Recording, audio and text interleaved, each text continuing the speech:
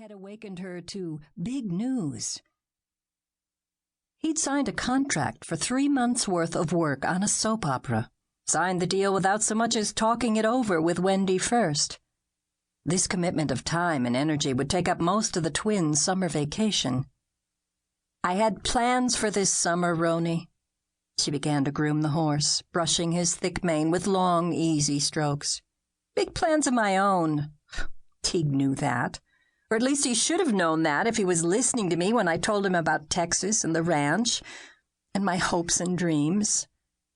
She thought of the small town in Texas where she'd hoped they'd spend their summer. She thought of the Flying Sea Dude Ranch, where the kids were booked for a week of summer camp in August.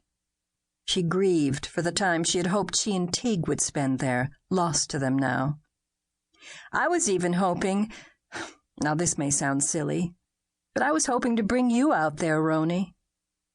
The gentle red quarter horse pawed at the ground. "You see, I thought—" She smoothed her hand down the animal's broad rib cage. "I thought maybe if we were out there, away from all the things that put demands on Teague, that he might see we could have a different way of life." Roni's tail swished to flick a fly off his flank. "Not that he'd have to give up acting, mind you. He just doesn't get that many offers anymore, that he couldn't live somewhere else and still work as much as he does now." She clenched the brush tighter in her hand. The horse shied away from her, kicking up bits of hay and dust. They glimmered in a beam of brilliant California sunshine. Sorry, boy. Thinking about that soap opera deal made me brush a bit harder than I meant to." She smoothed her palm over Roni's sleek shoulder. "It's not like we need the money, you know, especially if we'd invest what we have in something else that can help to support and provide for us. Like a certain dude ranch I hear might be up for sale soon. Oh, you'd like that, wouldn't you, big guy? Living in Texas, having a place to gallop and go for long rides with other horses.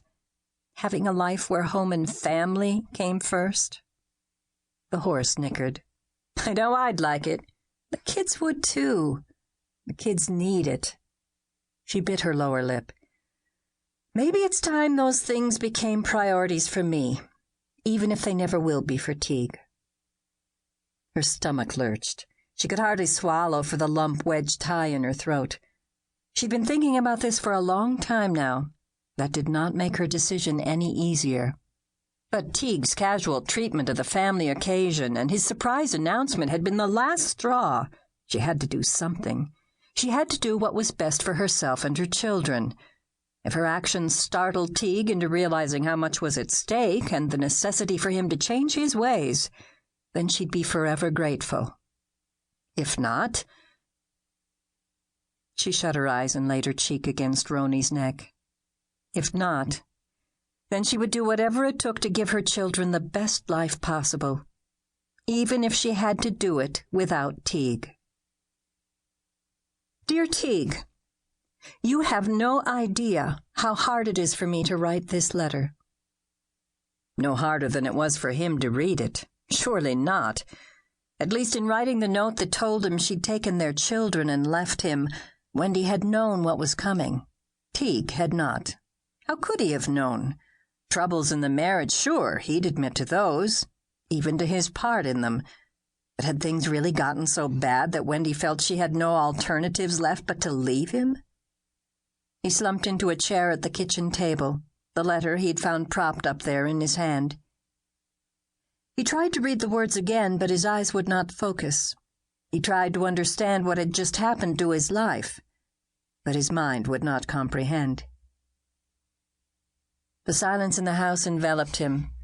Beyond the halo of light around the small table, there were only darkened rooms. If he had wrapped up his last-minute meeting with his agent faster, he might have come home in time to catch them still here. He felt numb. This could not be happening. He'd worked so hard and so long, doing all the right things. He'd been a good father and a good provider in a line of work where longevity and prosperity only came to a select few. He had worked and scraped and saved and given his family everything they could want or need. He looked at the letter in his hand. Apparently, that was not enough.